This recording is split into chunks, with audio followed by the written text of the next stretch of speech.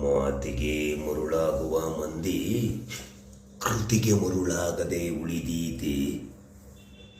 ಅವನ ಕೃತಿಯೆಲ್ಲವೂ ಪವಾಡವಂತೆ ಈ ಹುಚ್ಚರಿಗೆ. ಮಾತು ಮಾತಿಗೂ ಪವಾಡ ಪವಾಡ. ಇಲ್ಲಿಗೂ ಕಾಲಿತ್ತನಲ್ಲ ಆ ಕೈ ತೋತ ಶಿಕ್ಷಾ ಗುರು. ಹಾಲಿನ ಹೊಳೆಯನ್ನೇ ಹರಿಸಿದನಂತೆ ವಿದುರನ ಮನೆಯಲ್ಲಿ. ಕ್ಷೀರಸಾಗರವೇ ವಾಸವೆಂದು ಪರಿಭಾವಿಸಿದವರಿಗೆ ಹಾಲಿನ ಹೊಳೆಯ ಪರಿಕಲ್ಪನೆಯೊಂದು ಹೆಚ್ಚಲ್ಲ. ಏನೋ ಸಿಂಹಾಸನ ಉರುಳಿತು, ಅದು ಪವಾಡವಾಗಿಯೇ ಕಂಡಿತ್ತು ಈ ಹುಚ್ಚರಿಗೆ. ಮುರುಳಿ ಲೋಲನ ರೋಮರಂಧ್ರದಲ್ಲಿ ಪವಾಡವನ್ನು ಕಂಡ ಈ ಜನರಿಗೆ ಅವನ ಕೊರಳ ನಾದದಲ್ಲಿ ಪವಾಡ ಕಾಣದೇ ಉಳಿದೀತೆ. ಕಾಣಲಿ.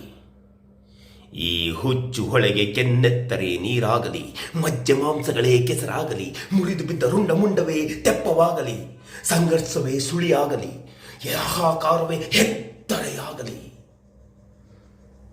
ಅದು ಯಾರು ಹೀಗೆ ದಾಟುವರೋ ನೋಡೋಣ.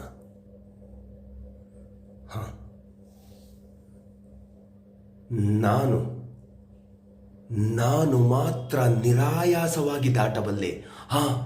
ನಾನು ಮಾತ್ರ ನಿರಾಯಾಸವಾಗಿ ದಾಟಬಲ್ಲೆ. ಕರ್ಣನೆಂಬ ನಾವೇ ನನ್ನ ಜೊತೆಯಲ್ಲಿರಬೇಕಾದರೆ ನಾನು ಈ ಸಪ್ತಸಾಗರದ ಸಮರಂಗಣದ ಸಮುದ್ರವನ್ನು ನಿರಾಯಾಸವಾಗಿ ದಾಟಬಲ್ಲೆ.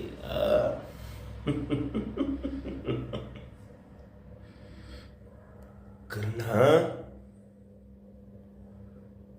ದುರ್ಯೋಧನ ಎಂಡಿಲ್ಲಿಗೆ.